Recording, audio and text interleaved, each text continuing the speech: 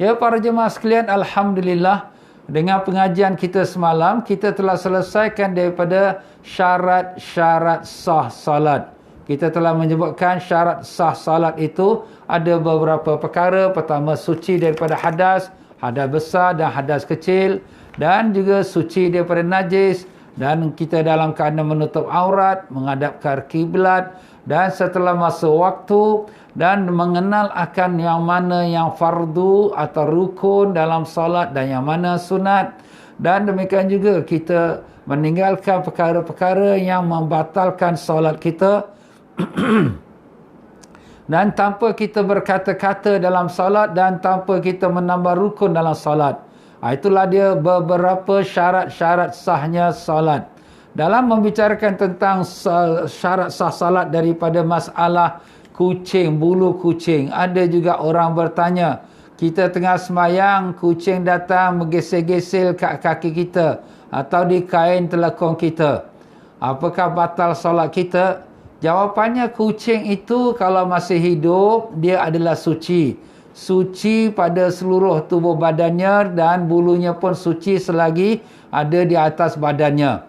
Tetapi kalau sekiranya kucing ini binatang yang tak boleh dimakan, memang tak boleh makan pun ya, maka kalau bulunya tertanggal daripada badannya, maka barulah jatuh hukum najis.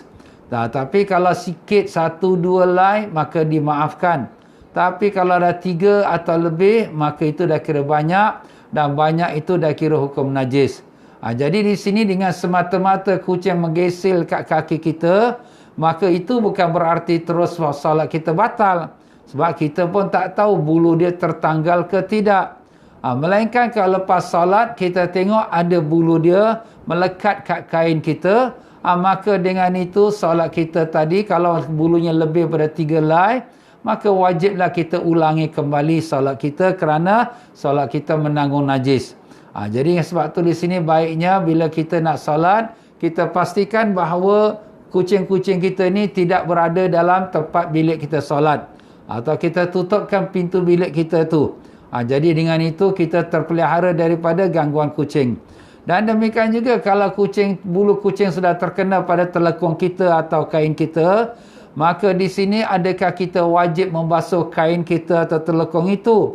Jawapannya, kalaulah sekiranya bulu kucing itu kering dan pakaian kita pun kering, maka dia tidaklah menanggung najis atau melekat najisnya. Tapi kalau bulu kucing itu basah dan lebih pada 3 helai, maka itu artinya kita ada melekat najisnya yang hendaklah kita basuh. Wallahu alam.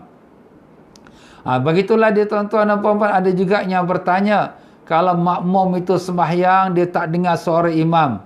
Tak dengar suara imam tu kerana mungkin mikrofon dia mati ataupun suara dia halus, apakah boleh dia berzikir dalam hati? Jawapannya, dia boleh berzikir dalam hati, bahkan dia pun boleh membaca ayat Quran kerana dia tak mendengar bacaan imam. Sebab kalau sekiranya kita mendengar bacaan imam, maka hendaklah kita diam dan mendengarkan bacaan imam. Tapi kalau kita tak dengar bacaan imam, seperti solat maghrib, isyak atau subuh, maka kita bolehlah baca ayat Quran sendiri, ataupun kita berzikir, nak zikir dengan lidah pun boleh, nak zikir dalam hati pun boleh. Dengan kita niat zikir, ya. Dengan kita niat zikir. Baiklah tuan-tuan dan puan-puan rahimakumullah, ada juga beberapa pertanyaan yang telah saya jawab melalui mesej, yang itu boleh refer balik pada mesej, ya. Dan pada hari ini masuklah kita dalam bicarakan tentang rukun salat. Jadi saya mengambil pada kitab iaitu namanya Fiqhul Ibadat.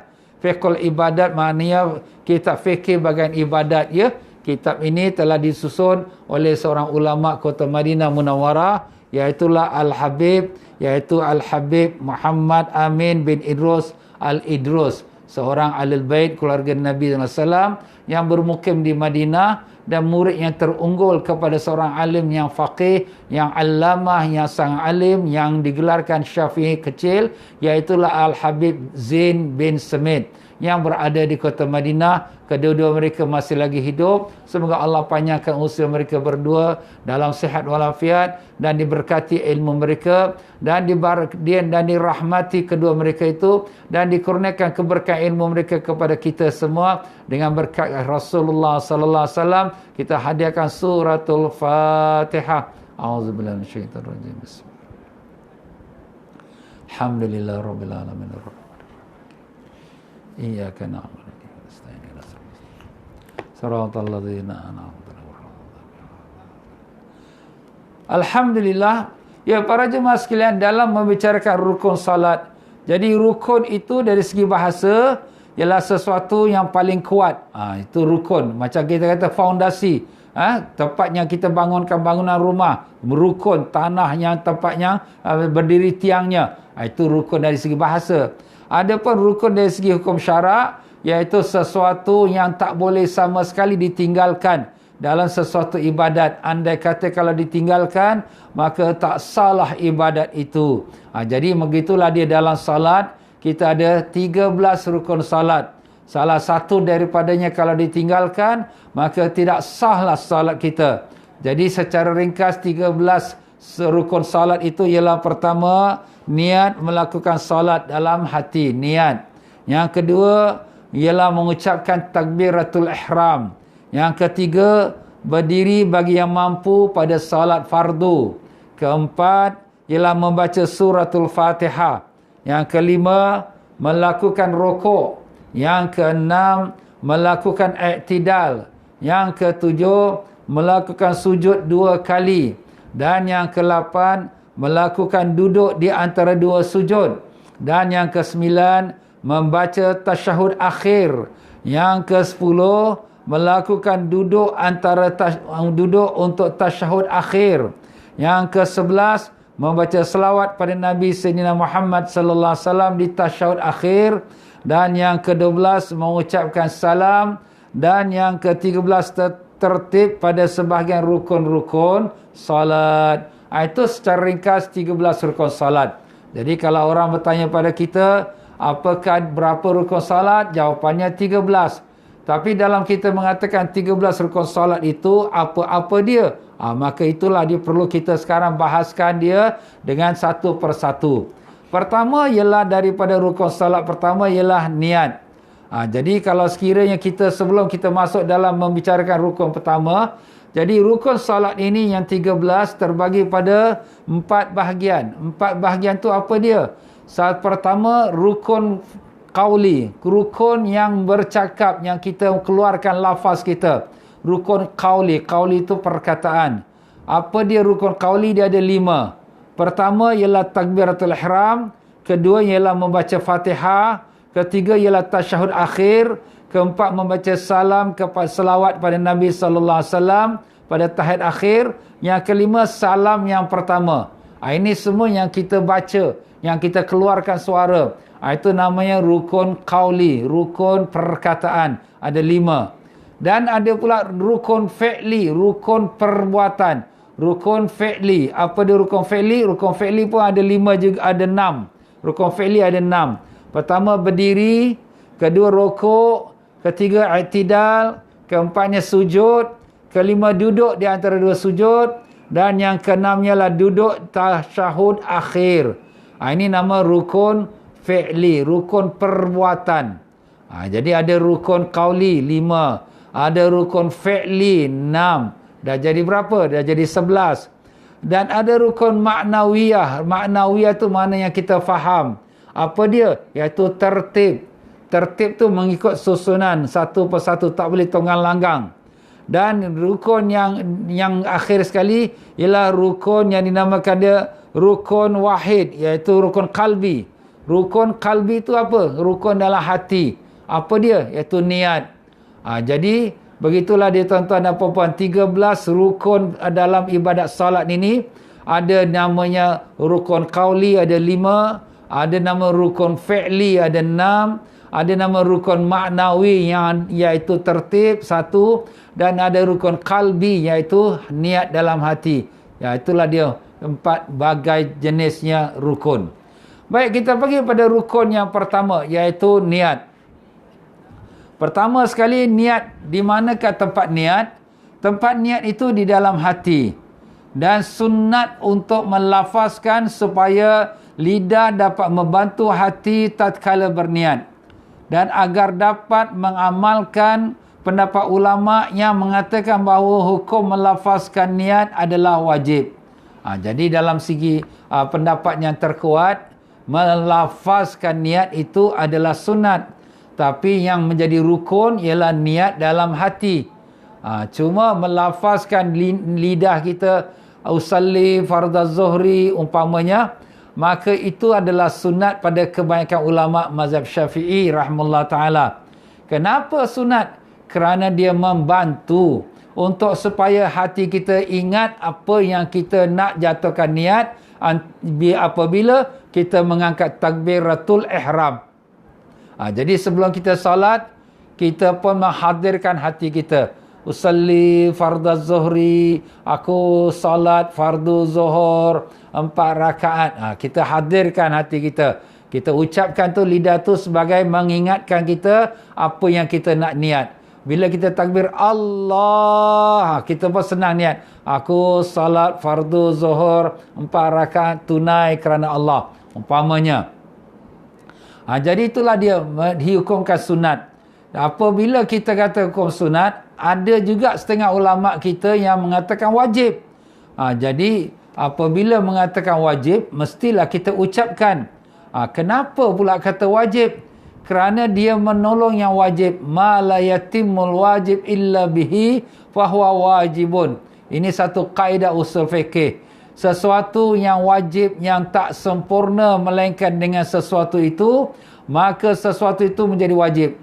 Jadi kita nak pergi ke Mekah, kita nak tunaikan haji wajib. Tapi kita tak dapat nak pergi ke Mekah melainkan kalau kita ada wang, ada ongkos.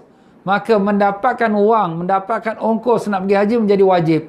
Padahal nak pergi haji itu wajib. Tapi pasal dia jalan nak pergi haji itu kerana dengan ada wang, maka mendapatkan wang itu menjadi wajib. Itulah sebagai satu contoh.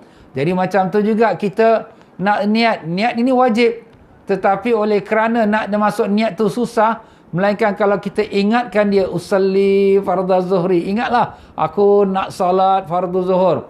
Jadi dengan itu bila kita angkat takbir, mudah kita ingat. Maka setengah ulama kata usalli itu jadi wajib. Tapi kebanyakan ulama mazhab Syafi'i mengatakan sunat. Ya, kita tak boleh nak kata wajib melainkan kalau betul ada hadisnya. Tetapi ada orang menolak ini bid'ah. Ini Nabi tak buat. Jawapan kita, melafazkan niat untuk membuat sesuatu ibadat, Nabi SAW pernah melakukannya.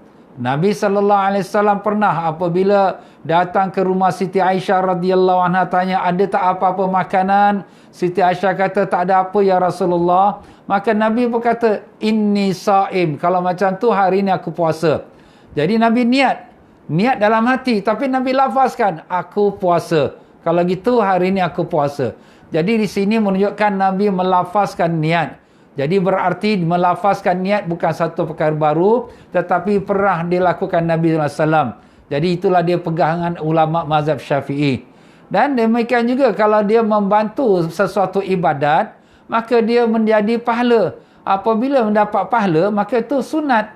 Umpamanya saya nak baca Quran. Jadi nak baca Quran ni, mata rabun, tak nampak. Kawan pun hadiahkan kepada saya cermin mata. Oh, alamak, terangnya sedap boleh baca. Maka kawan yang hadiahkan cermin mata ni, ini cermin mata ni apa ni? Nabi ada pakai? Tak pakai, ini bid'ah. Tapi dengan cermin mata tu aku nampak baca Quran, maka orang yang hadiahkan cermin mata tu dapat pahala tak? Dapat, kerana dia membantu aku buat ibadat. Nampak tuan-tuan? Yelah, tak apalah, kita pun kadang-kadang tak mau nak argue sangatlah dengan orang-orang yang suka hukum bid'ah. Itu biarlah pendapat dia. Tapi ini kita pegangan ulama kita Ahlus Sunnah, mereka ada berdasarkan dalil-dalil, bukan maknanya sembarang ikut sesuka hati. Baiklah, sekarang bilakah waktu nak berniat? Waktu berniat iaitu sewaktu takbir bersamaan. Apabila seorang berniat sebelum atau sesudah takbir, maka hukum solatnya adalah tidak sah. Hal ini menurut pendapat yang kuat dalam mazhab Imam Syafi'i rahimahullah ta'ala. Jadi waktu kita niat. Bilakah masa yang waktu niat? Ialah waktu kita angkat takbiratul ihram. Bila kita mula Allah, kita niatlah. Daripada alif Allah tu sampai ra pada bar, antara alif dengan ra tu, di antaranya itulah waktu kita niat. Kenapa ustaz susah sangat nak kena niat dalam waktu takbir pula? Sebab dalam mazhab Syafi'i mereka membuat kiraan. Kalaulah kita lihat perbuatan salat yang pertama ialah takbir. Niat bukan perbuatan, niat dalam hati. Dia bukan perbuatan. Tapi kalau takbir tanpa ada niat, maknanya belum masuk salat. Kalau kita niat dulu sebelum takbir, niat itu belum masuk dalam salat sebab belum mula salat. Salat pertama perbuatan ialah takbir. Jadi nak macam mana? Disertakan bersama. Jadi perbuatan salat yang pertama takbir dan dijatuhkan niat dalam takbir, maka dengan itu takbir pun masuk dalam salat, maka dengan itulah sahlah salatnya. Jadi dengan itu kita bila mula Allah, kita pun jatuh niat. Aku salat fardu zuhur 4 rakaat tunai kerana Allah. Itulah dia tuan-tuan dan puan-puan. Jadi sebab tu di sini kita mengingatkan diri kita untuk niat apa sebelum kita angkat takbir supaya memudahkan kita bila kita angkat takbir. Ada orang susah sangat nak angkat takbir Allah. Allah tak jadi. Allah tak jadi. Kenapa tak jadi? Itu banyak was-was. Sebab tu sebelum kita nak mula salat tu sunatlah kita baca auzubillahi minasyaitanirrajim, minta Allah lindung kita daripada syaitan yang direjam. Ataupun baca surah Qul a'udzu birabbin nas malikin nas ilahin nas. Itu surah menghilangkan was-was. Ya, itu sunat. Dan fokuskan diri kita. Apa yang aku nak jatuh niat? Aku solat fardu zuhur 4 rakaat tunai kerana Allah. Allah. Kita ingatlah apa yang kita sudah ingatkan. Kita niat dalam hati kita. Tapi akan kita sebutkan nanti apakah perkara yang perlu kita niat. Ya, begitulah dia muslimin rahimakumullah. Rasulullah sallallahu alaihi wasallam telah bersabda, innamal a'malu binniyat wa innamal likulli imri'in ma nawa. Setiap amalan bergantung pada niat dan setiap seseorang tu akan dapat apa yang dia niatkan. Jadi bila kita nak sembahyang, kita kena ada niat. Kita pergi haji kena ada niat. Kita puasa kena ada niat. Semua ibadat kena ada niat. Sebab niat itu membezakan antara adat dengan ibadat. Apa tu adat? Adat tu kebiasaan. Ada apa tu ibadat? Ibadat tu sesuatu peribadatan yang disembahkan kepada Allah dengan perkataan yang khusus, dengan perbuatan yang khusus. Apakah membezakannya? Satu orang berdiri. Kenapa kau berdiri? Aku exercise lah. Kenapa kau tunduk? Aku exercise. Apa beza dia orang yang exercise dengan orang yang sedang salat? Bezanya niat. Orang itu tak ada niat. Sebab itulah dia tak dapat pahala apa-apa. Orang ini dia ada niat. Aku salat fardu zuhur. Jadi dapat pahala. Diri dia, rokok dia, i'tidal dia, semuanya dapat pahala kerana niat dia. Jadi itulah dia tuan-tuan dia. Sebab tu niat tu penting. Apakah yang kita nak niat dalam solat kita? Dalam niat kita. Jadi kita dah sebut wajib niat. Tapi apa yang nak kita sebutkan? Jadi di sini terbagi solat tu kepada 3. Pertama, solat fardu. Jadi salat fardu wajib dalam masa niat diisikan 3 perkara. 3 perkara. Pertama, qasad. Qasad tu maknanya aku salat. Atau dalam bahasa kita, aku sembahyang. Jadi nak bezakan perbuatan biasa atau exercise dengan sembahyang. Aku sembahyang. Kemudian dimasukkan ta'arud. Ta'arud tu apa? Maknanya disebutkan fardu. Aku sembahyang fardu. Dan kemudian ta'yin. Ta'yin tu makna menetapkan. Fardu tu ada 5, yang mana satu. Jadi aku salat fardu zuhur. Jadi inilah dia tuan-tuan dan puan-puan, 3 perkara yang wajib diletakkan dalam niat dalam kita takbiratul ihram. Mungkin ada orang dia susah nak jatuh niat kerana panjang sangat niat. Mungkin dia banyak was-was. Maka dia ambil yang paling basic sekali, yang paling wajib. Aku salat fardu zuhur. Sudah. Habis Ustaz, 4 rakaat tak sebut. 4 rakaat tidak wajib, dia sunat. Habis Ustaz, tunai adaan tak sebut. Tunai adaan adalah sunat. Ya, kita boleh tinggalkan dia. Habis, lillahi ta'ala kerana Allah Tak sebut. Lillahi ta'ala pun sunat. Tak perlu kita sebut. Kalau sebut, dapat pahala. Habis, ikut imam. Kalau kita jadi makmum, ikut imam. Ikut imam, boleh kita jatuhkan niat tu setelah kita angkat takbir. Macam mana ni? Itulah kita kena faham. Yang wajib kita jatuhkan dalam niat ialah 3 perkara. Aku salat fardu zuhur. Ini 3 perkara saja. Lepas tu kalau memang kita ikut imam, kita pun sebut ikut imam 4 rakaat tunai kerana Allah. Ini lepas takbir. Boleh. Sebab ini hukumnya sunat. Melainkan kalau solat fardu Jumaat. Sebab solat fardu Jumaat dia mesti berjemaah. Selain daripada fardu Jumaat, dia tak wajib berjemaah. Jadi kalau solat fardu Jumaat, dia kena sebutkan ikut imam dalam masa dia takbir. Aku solat fardu Jumaat ikut imam. Itu yang wajib disebut dalam hati dia. Dalam masa dia niat. Jadi begitulah dia para jemaah sekalian ya. Jadi kalau sekiranya ada orang yang was-was, yang banyak terganggu waktu dia takbir, ambil yang wajib saja. Kemudian kalaulah sekiranya dia panjang nafas dia pun masih boleh lagi masukkan lagi dalam niat, ambil yang sunat pun. Aku salat fardu zuhur 4 rakaat tunai ikut imam kerana Allah. Panjanglah. Boleh ke? Boleh, saya boleh. Boleh teruskan. Yang mana tak boleh, ambil yang 3 saja. Itulah dia tuan-tuan dan puan-puan ya. Baik ini, baik lelaki, baik perempuan. Ada pun sembahyang yang kedua, sembahyang sunat yang ada waktu. Sembahyang sunatnya ada waktu. Jadi kalau sekiranya sembahyang, kalau kita kata sembahyang sunatnya ada waktu, solat duha, ya, solat tahajud, solat witir, solat kita katakan tasbih. Tasbih tak ada waktu lah, bila-bila masa.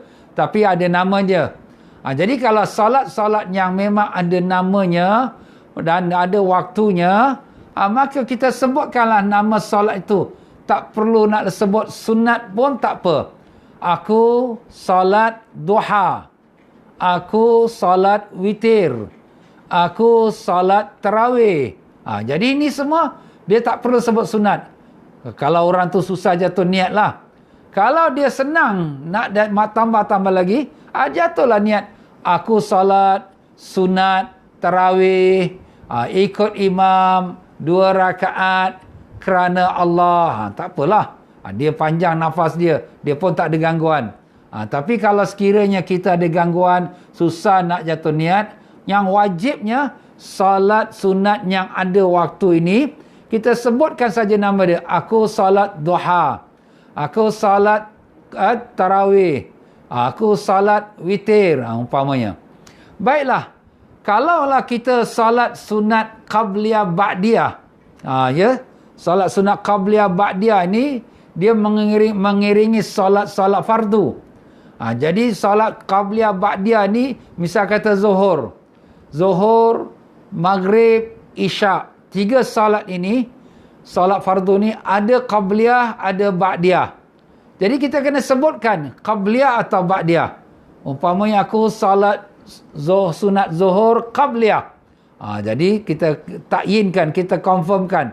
Kalau kita hanya kata aku salat sunat zuhur. Salat sunat zuhur yang mana satu? Qabliyah ke ba'diyah? Alamak, lupa. Tak sah. Kenapa? Sebab dia hanging. Dia tergantung-gantung. Dia tak confirm lagi. Sebab tu di sini kalau kita salat sunat yang ada qabliyah ba'diyah, kita kena confirmkan, kena pastikan, kena sebutkan qabliyah. Aku sembahyang sunat zuhur ba'diyah. Aku sembahyang sunat maghrib qabliyah. Aku sembahyang sunat maghrib ba'diyah. Umpamanya. Itu kita kena ta'yin, kena confirmkan, kena pastikan. Dan kalau sekiranya sembahyang yang tidak ada ba'diyah, seperti sembahyang subuh dan sembahyang asar. Ini 2 sembahyang, dia tak ada ba'diyah. Ya? Jadi kita hanya cukup memadai aku sembahyang sunat subuh. Ustaz tak sebut qabliyah ke? Yalah, dah tentu qabliyah, mana ada ba'diyah. Nampak? Dah confirm dah tu. Aku sembahyang sunat asar. Tak sebut qabliyah ke? Memang tak payah sebut. Nak sebut, sebutlah, tak apa. Sebut lagi bagus. Tapi dia tak wajib. Kenapa? Kerana memang asar hanya satu aja. Sebelum solat asar, selepas solat asar, tidak ada ba'diyah dia. Jadi macam itulah. Dan kalau kita solat fardu zuhur, umpamanya, kita tak sebut fardu dia. Aku solat zuhur. Maka dia tak jadi solat fardu. Dia mesti sebut fardu. Kenapa Ustaz? Sedangkan semayang sunat, tak sebut sunat pun boleh. Kerana semayang fardu ni sikit. Hanya 5 aja. Satu hari 5 kali salat.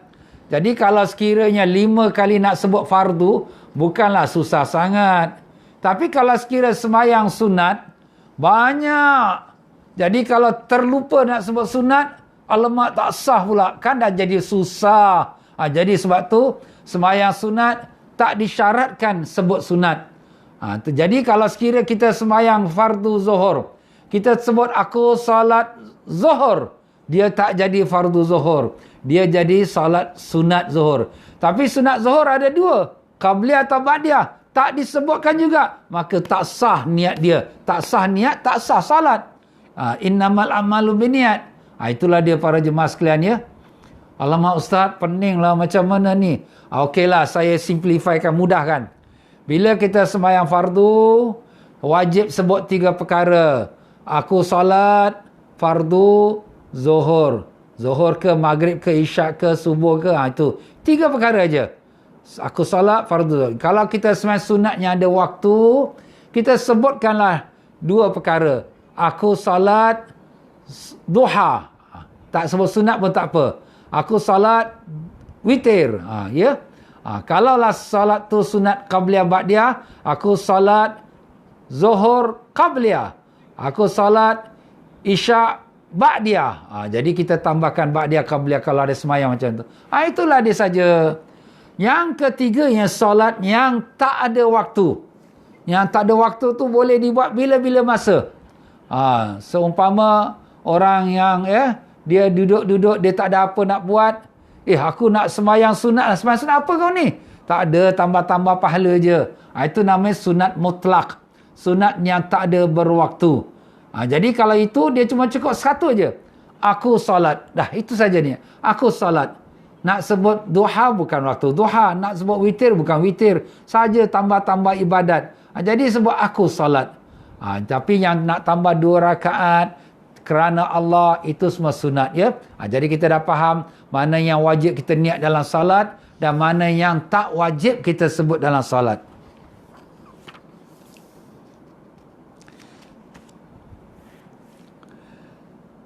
Dalam salat sunat boleh digabung dengan salat fardu atau salat sunat yang lain. Jadi ini satu perkara yang perlu kita faham. Dalam mazhab Syafi'i rahimahullah ta'ala, salat sunat boleh kita gabung dengan salat fardu.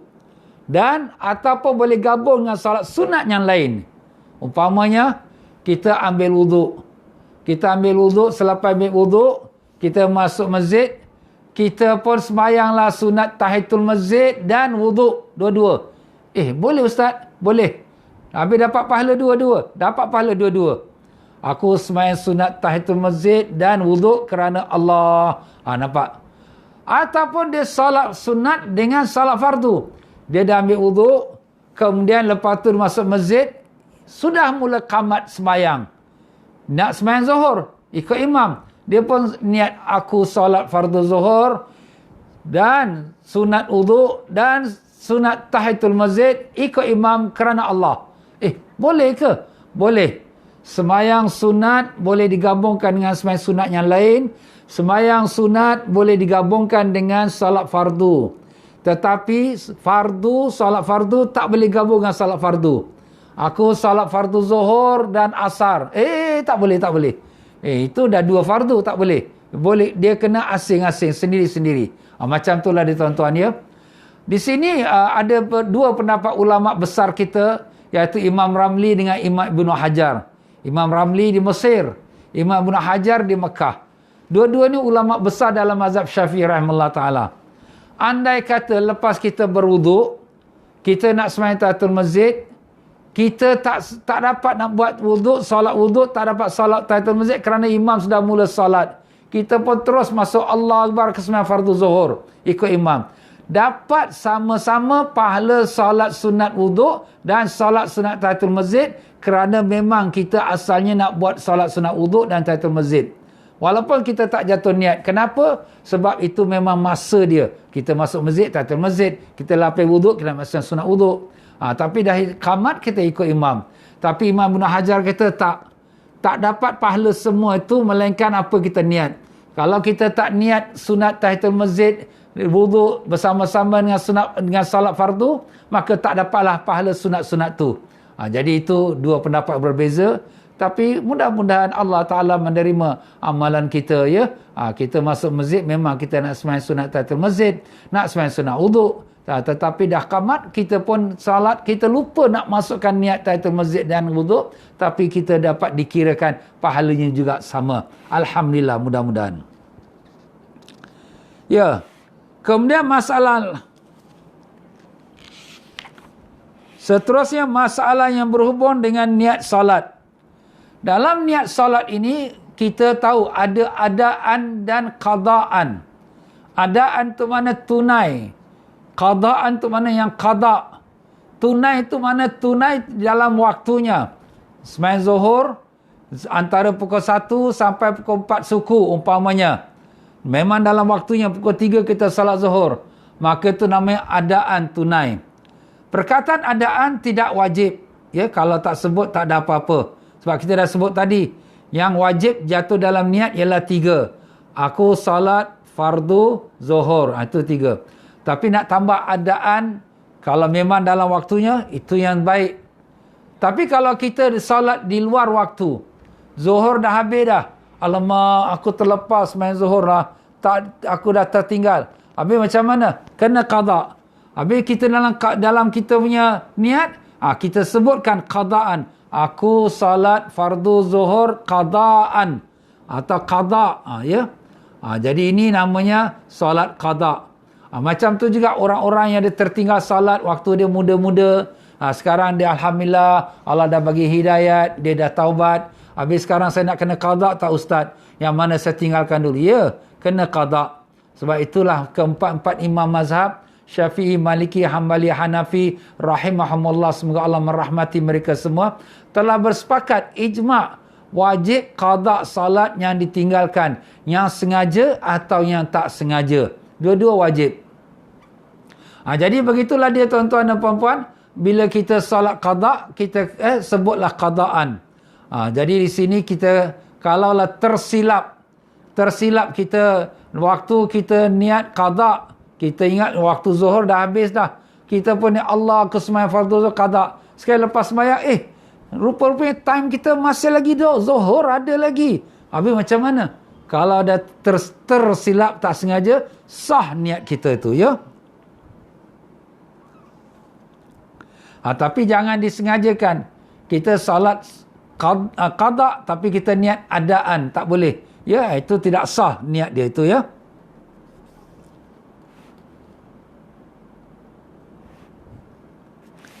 Ya, kita bicarakan juga jika terjadi kesalahan dalam menyebutkan jumlah rakaat. Kita nak salat fardu zuhur. Patut berapa rakaat? 4 rakaat. Kita terniat 3 rakaat. Kita terniat 5 rakaat. Ini kadang-kadang berlakulah, ya.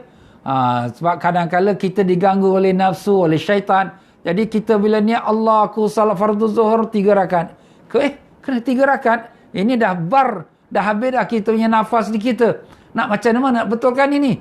Jadi di sini kalaulah sekiranya kita tersilap, jika tidak sengaja kerana lupa, maka hukumnya adalah tidak sah menurut pendapat Imam Ramli, sedang menurut pendapat Imam Ibn Hajar hukumnya adalah sah. Ada khilaf ulama. Jadi kalau kita dah sebut tadi, menyebut bilangan rakaat tak wajib dalam takbiratul ihram. Tapi kalau dia sebut, silap pula dia sebut. Dia nak sebut 4 rakaat, dah jadi 3 rakaat pula. Bagi Imam Ramli, iaitu ulama besar mazhab Syafi'i, kata tak sah. Bagi Imam Ibn Hajar pula, ulama besar di kota Mekah, sah. Jadi kita ambil yang pendapat yang mengatakan sah lah. Sebab kita pun tak sengaja. kita nak niat 4 rakaat, dia termasuk pula terniat 3 rakaat, ya. Tapi kalau kita salah niat, umpamanya kita nak salat fardu zuhur, kita terniat asar, Allah aku salat fardu asar, dah habis dah. Aku niat asar, aku nak salat fardu zuhur. Jawapannya tak sah niat tu. Kenapa? Sebab kita nak salat fardu zuhur, asar pun belum masuk waktu. Jadi ingat tuan-tuan, ya. Jadi kalau kita tersilap niatkan fardu zuhur ke asar ke maghrib ke isyak, itu kita batalkan kita punya niat. Macam mana ustaz kita nak batalkan dia? Kita berdeheb. Itu kita batal lah, ya. Dan kemudian kita ulang balik kita punya takbiratul ihram. Itulah sebab kenapa kita kata tadi disunatkan kita ingatkan diri kita apa yang kita nak niat. Yang itulah namanya melafazkan niat, membaca niat, ya. Ya, tidak sah niat salat jika hanya dengan melafazkan sahaja, tapi lalai daripada dalam hatinya. Ini kita kena ingat. Jadi bila kita kata Allahu Akbar, kita wajib niat dalam hati aku salat fardu zuhur. Tapi dia tak sebut dalam hati. Dia cuma usalli fardhu zuhri 4 rakaatin lillahi ta'ala Allahu Akbar. Dia tak niat dalam hati dia. Tak sah niat dia. Ini dalam mazhab Syafi'i rahimahullah ta'ala, ya. Dalam mazhab yang lain, mazhab Maliki dan juga mazhab Hanafi, ya, atau mazhab Hambali, ya, mereka ada sikit keringanan. Mereka mengatakan boleh niat itu di luar daripada takbiratul ihram. Itu Imam Malik, Imam Ahmad dan Imam Abu Hanifah. Tiga-tiga mereka ini mengatakan bahawa adalah jika terdapat niat sebelum takbir, maka hukum salatnya sah. Jadi mungkinlah, ya, pendapat ini menjadi jalan keluar bagi orang yang susah nak jatuh niat dalam takbir.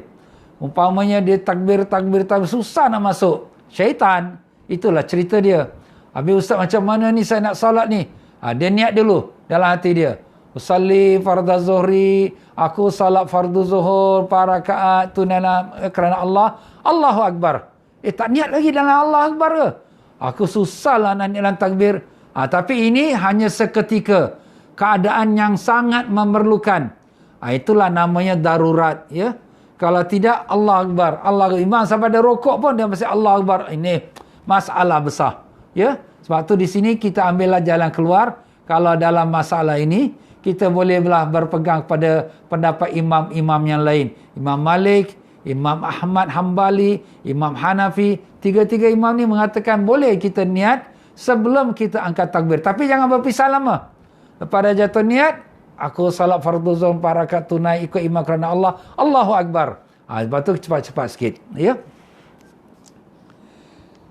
Jika ragu setelah salam dari salat, apakah telah niat salat atau tidak, maka tidak sah salatnya dan wajib untuk mengulanginya. Jadi kita dah habis salat, Assalamualaikum. Ataupun tengah-tengah salat, aku tadi ada niat tak? Aku angkat takbir tadi tak ada niat lah. Jadi kalau kita was-was, kita merasakan yang kita yakin, yang kita tidak ada niat, maka salat kita tu tidak sah. Kalau kita was-was, jika kamu ragu setelah salam, jadi kalau dah habis Assalamualaikum, kemudian baru rasa was-was. Di sini kita kalau yakin itu belum lagi kita jatuh niat waktu takbiratul ihram, wajib kita ulangi salat kita. Kenapa? Kerana salat dengan tanpa niat tak sah, ya. Sebetulnya dia tuan-tuan dan puan-puan. Baiklah tuan-tuan dan puan-puan, jadi itulah dia tentang masalah niat. Sebenarnya niat ini kita berbeza dengan apa yang selalu kita buat. Kita selalu kita buat baca niat. Tapi niat tu sebenarnya dia lintasan dalam hati, keazaman, kesungguhan untuk buat sesuatu. Macam kita bangun tengah malam. Ya, kita nak terbuang air kecil. Kita bangun, memang dalam hati niat nak pergi toilet dah. Terus kita pun pergi toilet, terus kita buang air kecil. Itu dah ada niat dah. Sebab kalau orang yang bangun tengah malam dengan tak ada niat pergi toilet, tiba-tiba sampai toilet, kenapa aku masuk toilet? Itu maknanya orang yang mengigau dalam tidur. berjalan dalam tidur. Sebab dia tak ada niat. Zero, dia tak ada niat. Tapi semua perbuatan kita, hampir seluruhnya semua ada niat. Kita balik kerja, terus pergi dapur. Kenapa? Lapar. Itu dah ada niat lah tu nak makan tu. Nampak? Itulah sebenarnya niat. Niat tu mudah. Semua kerja kita, semua kita ada niat. Yang tak ada niat, orang yang tidurnya berjalan sendirian, atau yang bercakap dalam tidur, orang yang gila, yang mabuk, yang tak tahu apa dia cakap, itulah orang yang tak ada niat. Tapi semua kerja kita, kita keluar rumah nak pergi kerja, ada niat. Kita pukul 5.30 petang, siap untuk kita tengok tazkirah Syawal, sudah ada niat. Tapi bila kita nak masuk dalam salat, susah pula nak niat. Allah, kenapa susah? Sebenarnya kita bila sebelum kita salat tu sudah niat, aku salat fardu zuhur, Allahu Akbar, dia automatik terus masuk. Itu sebenarnya. Tapi jadi kalau macam kita ambil kamera, bila kita tengok gambar ni ada 10 orang kat depan kita, kita tekan sekali, tekan push, semua 10 orang masuk dalam satu kali tekan tu. Nampak? Dia bukanlah 10 orang tu 10 orang lambat. Itu bukan. Itu kamera dah tua dah, maaf tuan-tuan. Jadi macam itulah juga kita niat. Bila kita niat Allahu Akbar, dah tergambar dah termasuk dalam fikiran kita, dah termasuk dalam hati kita, aku salat fardu zuhur. Tapi oleh kerana perkara ini tak mudah, kerana banyak orang yang was-was dan gangguan syaitan, jadi ulama-ulama ada sikit memberi kemudahan. Tak apalah, dimaafkan untuk mereka baca niat. Yang kita buat sekarang, kita baca niat lah. Aku salat fardu zuhur. Itu kita baca niat. Tapi tak apalah, dimaafkan kerana kesusahan bagi orang awam, ya. Tapi kalau orang yang sudah bersih hati dia dan khusyuk dia tu, dia sekali angkat takbir Allahu Akbar, terus dah termasuk gambaran dia, aku salat fardu zuhur. 4 rakaat tunai kerana Allah, itu perkara sunat. Kalau nak masukkan pun boleh. Baiklah tuan-tuan dan puan-puan, itulah dia pembicaraan kita rukun yang pertama, iaitu niat. InsyaAllah kita akan menyambung lagi pada pengajian kita pada esok hari. Rukun yang kedua, takbiratul ihram. Jadi Alhamdulillah, sebagaimana para jemaah pun setuju, supaya pengajian kursus kita ini, tazkirah Syawal, saya akan teruskan.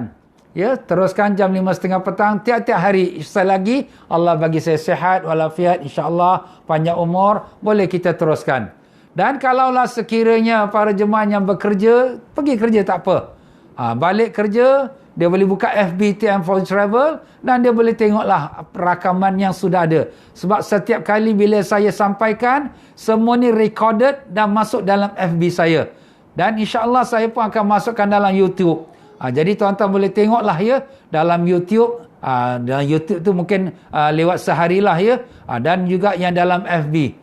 Dan insya-Allah kelas-kelas di masjid-masjid yang saya pimpin, masjid hari Senin, hari Selasa, hari Rabu, hari Khamis ya. Semuanya sudah masuk dalam FB saya. Tuan-tuan boleh dapatkan daripada FB saya. Dan siapa yang ingin mengikuti sama pengajian-pengajian tersebut, memang pengajian tu pun penting. Itu pengajian tasawuf, pembersihan hati rohani kita. Itu pun sangat perlu. Tuan-tuan boleh semaklah jadual tu, mana yang senang. Ada yang 7.30 malam lepas maghrib, ada yang pukul 9 malam. InsyaAllah hari Senin, Selasa, Rabu, Khamis. Jadi hari Jumaat saya tak ada kelas.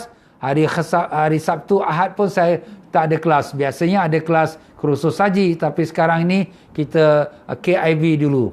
Baiklah tuan-tuan dan puan-puan, sampai itu saja untuk pengajian kita petang ini. Mohon maaf banyak-banyak dalam saya punya penyampaian. Kalau ada apa-apa pertanyaan, bolehlah mesej kepada saya punya FB saya. Dan mana yang dapat saya jawab. Mana yang tak dapat saya jawab, insya-Allah saya akan rujuk kepada yang lebih arif. Dengan itu saya akhiri, sama-sama kita berdoa. Allahumma ya Allah, ya Tuhan kami, terimalah tazkirah Syawal kami pada petang ini. Maafkanlah segala kesilapan dan kesalahan kami. Ampunkanlah dosa-dosa kami. Ampunkan dosa ibu bapa kami, datuk nenek kami, guru-guru kami, adik-beradik kami, pakcik-makcik kami dan sekalian muslimin muslimat yang hidup dan yang mati. Ya Allah, kumpulkanlah kami bersama-sama Rasulullah sallallahu alaihi wasallam di yaumul qiyamah kelak mendapat barakah dan syafaat baginda Nabi sallallahu alaihi wasallam beserta dengan ibu ayah kami, datuk nenek kami, adik-beradik kami dan guru-guru kami dan anak cucu kami semua ya Allah. Angkatkanlah penyakit COVID-19 ini ya Allah daripada negara kami, daripada Malaysia, daripada Indonesia, daripada Brunei, daripada semua negara-negara yang lain ya Allah. Ya Allah, ya Tuhan kami, terimalah doa kami, kabulkanlah hajat-hajat kami. Rabbana atina fid dunya hasanah wa fil akhirati hasanah wa qina azabannar. Wa sallallahu ala sayyidina Muhammad wa ala alihi wasallam. Subhana rabbika rabbil izzati amma yasifun wa salamun alal mursalin. Alhamdulillah rabbil alamin. Subhanakallahumma bihamdika asyhadu an la ilaha illa anta astaghfiruka wa atubu ilaik. Wabillahi taufiq wal hidayah. Wassalamualaikum warahmatullahi wabarakatuh.